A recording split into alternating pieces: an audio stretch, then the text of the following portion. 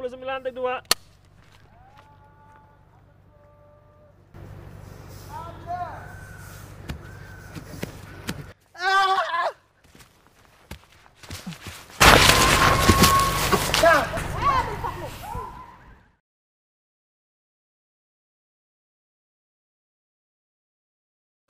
Nanti ada sudah aja. Udah? Oke, boleh perkenalkan sebelumnya lagi. Halo, nama saya Iqbal Perdana. Kebetulan saat ini saya masih berkarya sebagai aktor dan juga mulai belajar menulis untuk cerita-cerita film dan web series. Oke, bisa diceritakan nggak sih tentang cerita pengalaman horor yang selama ini sebagai seorang penulis dan juga aktor? Oke, pengalaman horor ya. Pada saat nulis, jadi dulu 2000 sebelum COVID itu berarti 2018. Setelah COVID, aku mulai pertama nulis itu pada saat COVID. Itu di 2019, berarti aku nulis untuk YouTube. Tapi based on true story, modelnya kayak chat story horor gitu. Ada satu judul namanya didatangi Nyi Roro Kidul.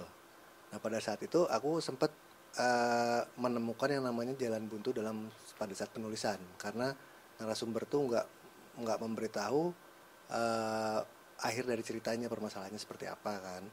Akhirnya aku di situ buntu dan memutuskan untuk mendownload salah satu lagu dari cara mantra memanggil dan memuja Nyai Roro Kidul. Setelah itu di fill in ke VT-nya. Nah pada saat di fill in dan aku dengerin itu musiknya tuh, aku bener-bener kayak terhanyut dengan alunan musiknya, gamelannya dan segala macam. Dan hal yang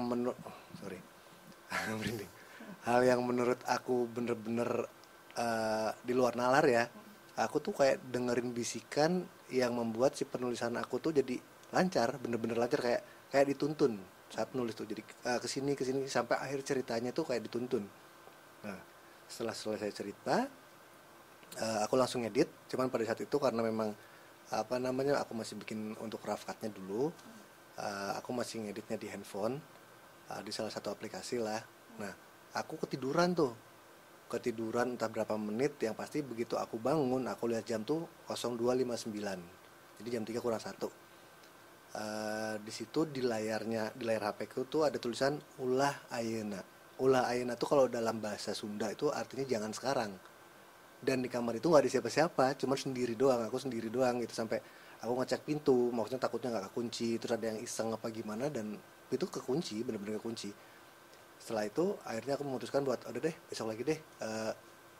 besok aja lagi deh ngeditnya gitu kan. Udah tidur tuh. Nah singkat cerita, selama aku tidur dan 3 hari berturut-turut ini, aku jadi posisinya ini kasur, nah ini jendela. Posisi tidur aku tuh gini, ini jendela. Di jendela ini tuh aku selama 3 hari berturut-turut itu kayak mimpi dengan mimpi yang sama, didatengin ularnya besar, lebar gitu, cuman pendek. Dan dia cuman gini aja dia. Cuman pakai mahkota tuh ularnya, gini aja. Gak ngapa-ngapain selama 3 hari berturut-turut. Di hari keempat, pada saat aku lagi beres-beres kamar, tiba-tiba di jendela ini wallahi ya, di jendela ini aku nemuin batu kecil banget, batu segede pentul korek lah kayaknya. Itu batunya merah dan nggak bulat rata gitu, batunya agak-agak sedikit lonjong gitulah. Karena aku nggak ngerti dan nggak tahu batu apa, aku nanya-nanya ke teman-teman, termasuk teman aku yang katanya pamannya bisa apa gimana segala macam. Dan asumsi mereka ada 2, ini tuh adalah mustika ular, dan satu lagi ini tuh adalah merah delima gitu. Karena kan aku juga memang belum pernah lihat ya bentuknya kayak gimana aslinya. Nah setelah itu kejadian ini masih terus berlanjut. Pada saat aku udah tahu ini batu apa, aku beli tuh di online shop liontin yang bentuknya kayak peluru-peluru yang bisa dibuka, dalamnya bisa diisi. Nah aku taruh situ, aku kalungin, bener-bener aku kalungin itu. Aku kalungin, terus aku melakukan penelusuran. Ada namanya di Majalengka itu makam Giri Laungan, makam keramat Giri Laungan. Aku penelusuran ke situ tuh iseng, bertiga, aku, Ayo sama Galuh. Nah pas aku penelusuran ke sana, di tengah jalan itu kok kayak ada yang ngikutin. Aku jalan lagi biasa, tapi kok tetap perasaan gitu ya, feeling aku tuh kok kayak ada yang ngikutin di bawah. Karena kita jalan tuh di pinggir solokan untuk bisa masuk ke daerah pemakaman itu, karena kalau lewat depan kan udah di gerbang, jadi kita lewat belakang tuh. Begitu aku nyenter, aku pakai senter kepala kan, aku nyenter ke bawah, terus kamera juga memang dikebawahin, itu diikutin sama ular belang hitam putih. Jadi aku jalan tuh ngikut, ularnya ngikut. Nah saat itu yang ada di pikiran aku adalah ular belang itu suka sama cahaya karena mau nyamber gitu. Kalau di sawah kan kata orang tua dulu gitu kan, nyamber patromak atau obor itu kan. Akhirnya aku senter si ularnya tuh gini, masuk terus keluar dari sini. Aku senter arah itu juga, masuk lagi keluar dari sini lagi gitu. Udah, akhirnya aku dalam hati udahlah, no usah ganggu, gue juga nggak ganggu kok. Kita cuma pengen nge-explore aja gitu, melakukan penelusuran aja. Jadi kita sama-sama nggak ganggu. Udah, akhirnya jalan lagi sampai aku ngeloncatin si solokan itu. Udah tuh ular itu udah nggak ngikutin. Nah cuman pada saat di situ, karena saat itu aku dikontrak sama salah satu aplikasi live streaming, jadi aku live streaming, dan kebetulan ada api terbang tuh banaspati. Ada banaspati dua, bener-bener dua itu kayak ber gitu. Di pandangan tuh sekitar agak jauh sih, kayak 50 meteran lebih lah gitu. Tapi di HP itu di kamera kelihatan, views juga pada ngomong gitu. Bang itu apa Pak, semua pada lihat. Akhirnya aku screen recording dong, maksudnya buat besok kan dilihat lagi lah gitu.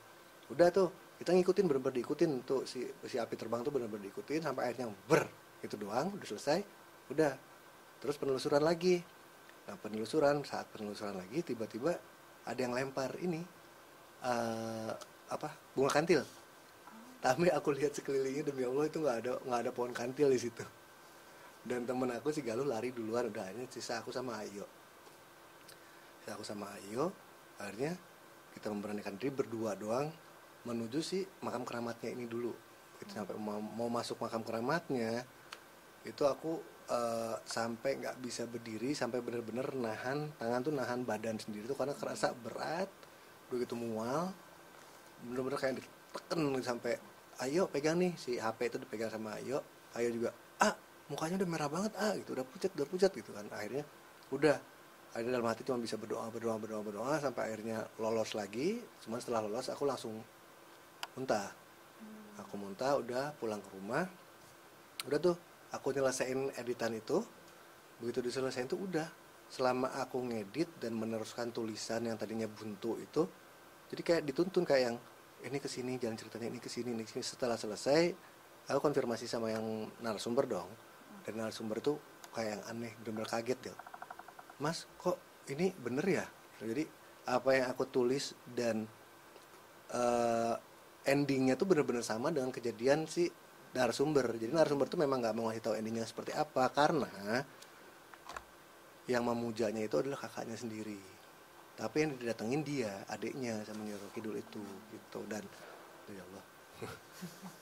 Dan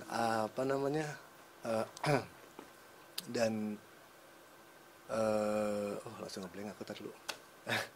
Oke. Dan aku tuh selama editing tuh melihat sosok yang cantik banget, bener-bener cantik, yang aku cantiknya tuh nggak bisa digambarin kayak siapa enggak. Dulu bener-bener sosoknya cantik yang belum pernah kita lihat. Anggun, dia kayak pakai serba kebaya hijau, cuman dia nggak pakai mahkota itu, enggak, tapi rambutnya tuh kayak digelung tapi masih panjang gitu, masih kelihatan panjang. Itu dia cuman jadi kayak dia yang nuntun ke cerita aku sampai akhir gitu loh ya. Itu dan cerita, dan pas aku tanya ke narasumber ya memang seperti itu ceritanya yang sebenarnya, makanya dia nggak mau ngasih ceritanya sampai akhir. Itu selama penulisan aku yang bener-bener menurut aku wow gitu, maksudnya gila banget lah, sampai ngerasain ada yang datang apa segimana. Oke, aku juga tadi sempat kita ngobrol tentang cerita nyasar, itu kayak gimana sih? Ya. Jadi kalau ini seru sih. Seru tapi serem. Jadi saat itu aku sama istriku sama temenku tuh orang Tasik, kita main ke Pangandaran. Nah, begitu pulang dari Pangandaran ke arah Majalengka, kan harusnya itu cuma 5 jam Majalengka Pangandaran tuh.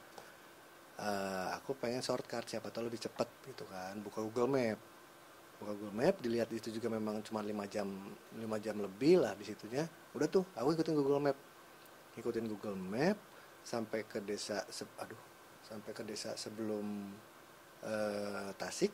Sampai ke desa sebelum Tasik tuh, aku kayak bensin tuh kedip-kedip udah mau habis, sampai akhirnya kita harus ngisi di pom mini. Nah, begitu ngisi di pom mini, yang punya warungnya, mau kemana, kita mau arah ke Majalengka, aku bilang gitu. Kok nggak lewat jalan raya? Enggak, ikutin Google Map, hati-hati soalnya di sini jalan rawan begal, awalnya gitu. Di sini jalan rawan begal, kemarin juga ada yang kepalanya putus gitu di begal. Aku kan kaget juga, terus nanya, yang begal gimana? Enggak, itu pakai motor. Oh ya udahlah, alhamdulillah kita pakai mobil, setengahnya masih aman lah ya gitu.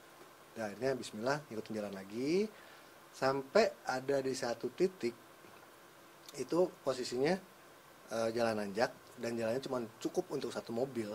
Sini semak-semak, kanan kiri semak-semak. Itu begitu gini, pas sampai di ujung itu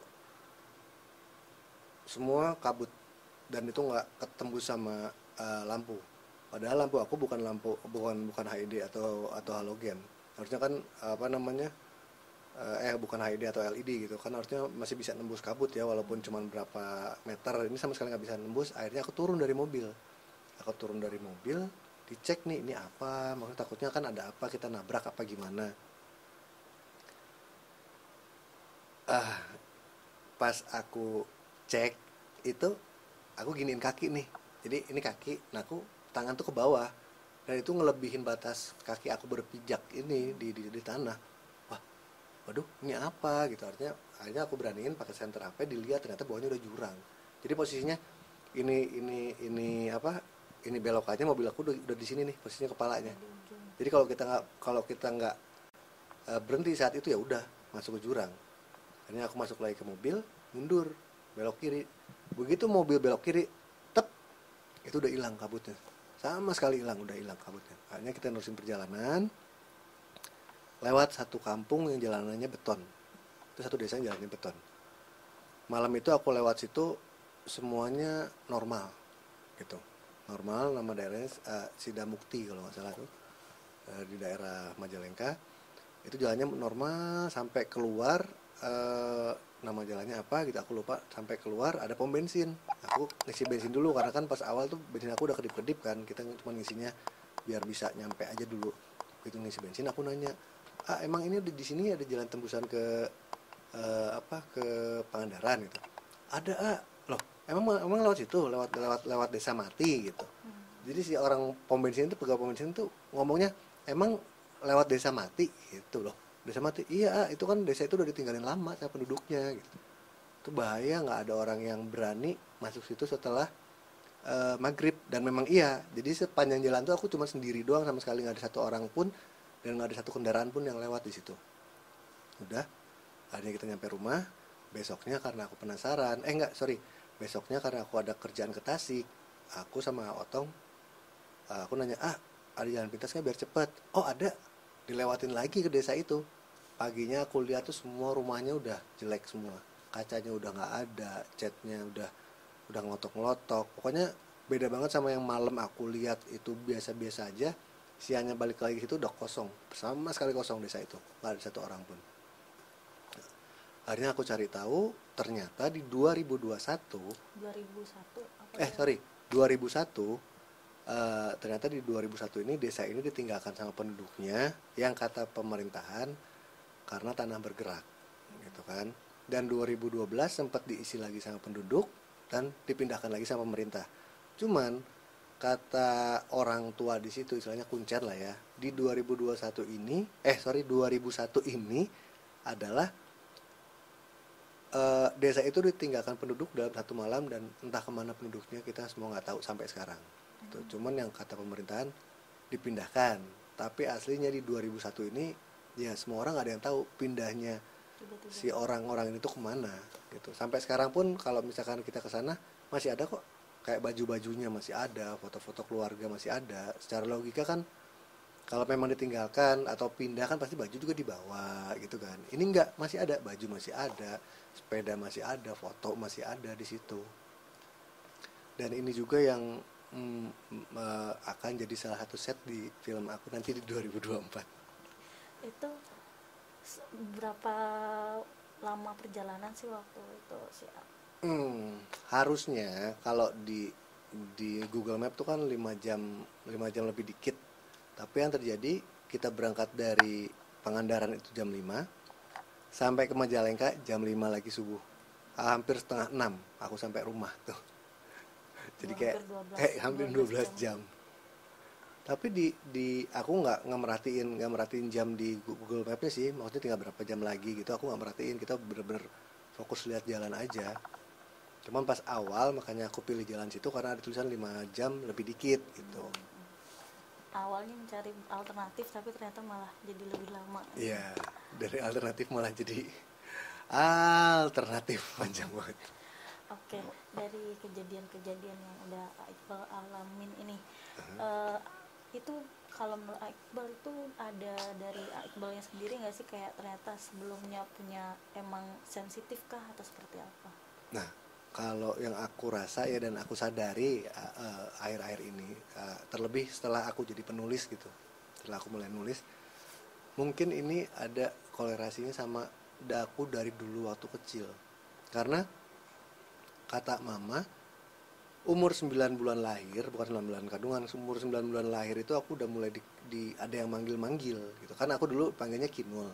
Jadi kayak maghrib ada yang manggil, terus SD. Aku punya cerita, gak apa-apa di spill ya di sini. Aku punya cerita pada saat aku kelas 4 SD, aku masih ingat. Itu kita pergi ke salah satu rumah makan di Bandung, di Cileunyi. Itu rumah makan besar sekali dan ada pohon beringin besar di situ. Kakak sepupu aku bilang, "Bang, dulu di sini ada ini loh, ada monyet besar dan kuburannya di sini loh," gitu. Aku tuh ngeliatin karena masih SD ya. Aku ngeliatin gitu ininya. Si pohonnya itu diliatin, mana sih gitu. Nah, cuman setelah kejadian itu aku tuh langsung diem, bener-bener diem. Dan perjalanan pulang ke rumah, tangan aku tuh kayak gini. Zaman dulu kan mobilnya masih Kijang Super gitu kan, Kijang G. Tangan aku gini di jok belakang, di belakang supir, di belakang papa tuh tangan aku gini. Dan di pinggir mata aku tuh kayak ngelihat kok ada mata, dilihat tapi nggak ada.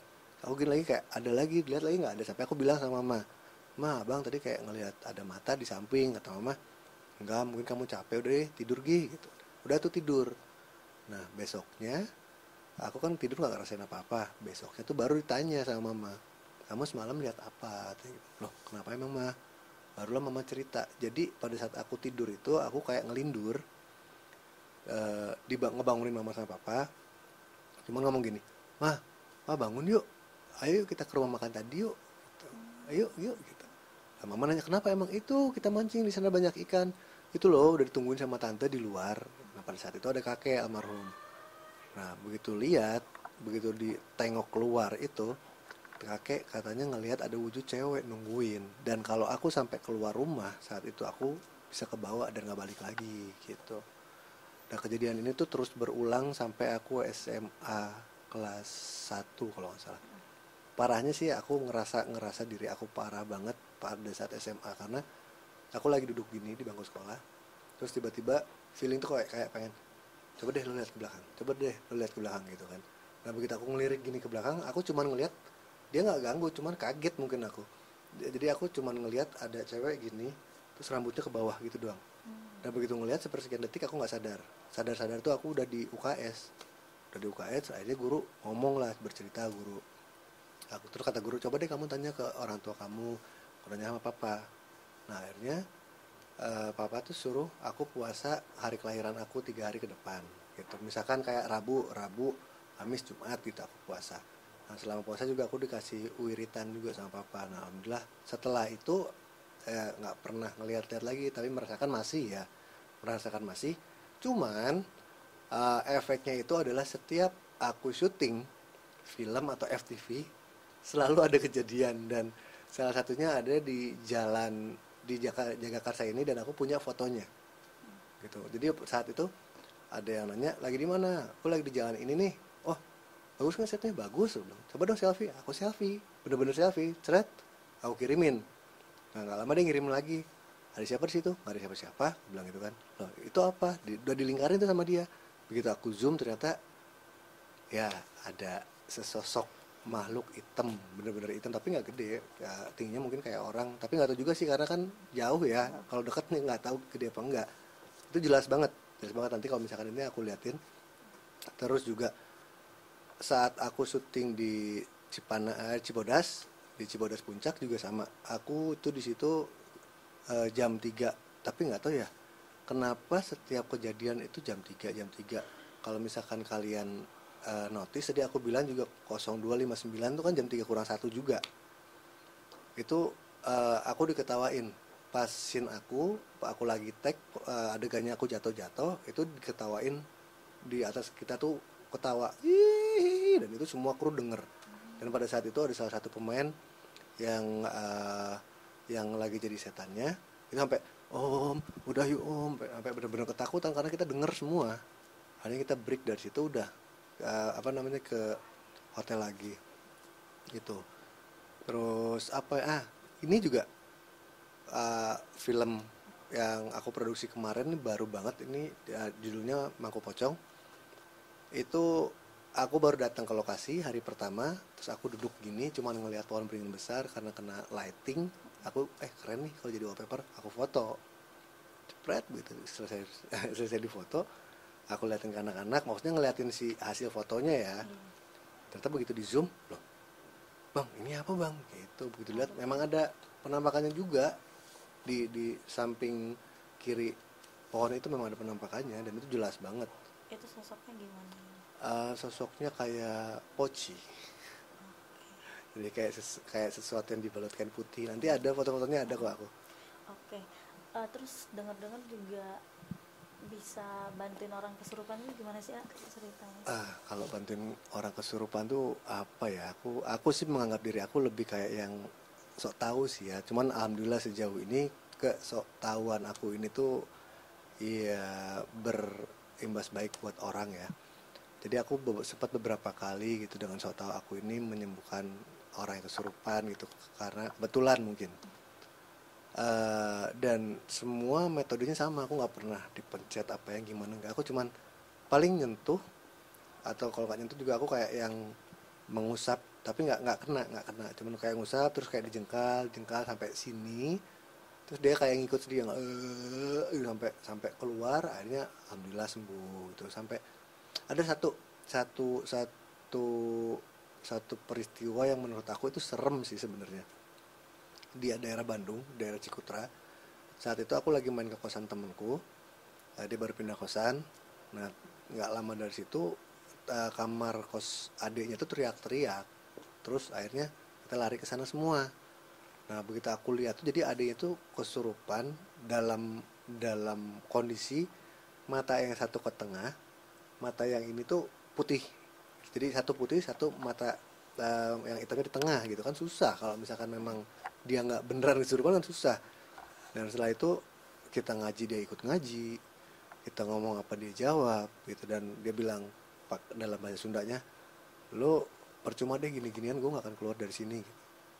Akhirnya pas aku nyampe pintu, dia kayak yang mau ngapain sih kesini, mau ngapain sih, pergi. Jadi aku kayak diusir-usir. Nah dari situlah timbul aku kayak kesok tahuan aku, dan wah dia takutnya sama gue nih gitu. Akhirnya aku samperin, dia sampai nunduk gitu nggak mau ngelihat dia. Terus aku nanya maunya apa sih, udah dia keluar dong gitu. Sampai akhirnya dia cerita, kalau pengen saya keluar dari sini, tolong di kosan yang lama cari barang saya, terus cari tulisan, tolong hapus, itu doang.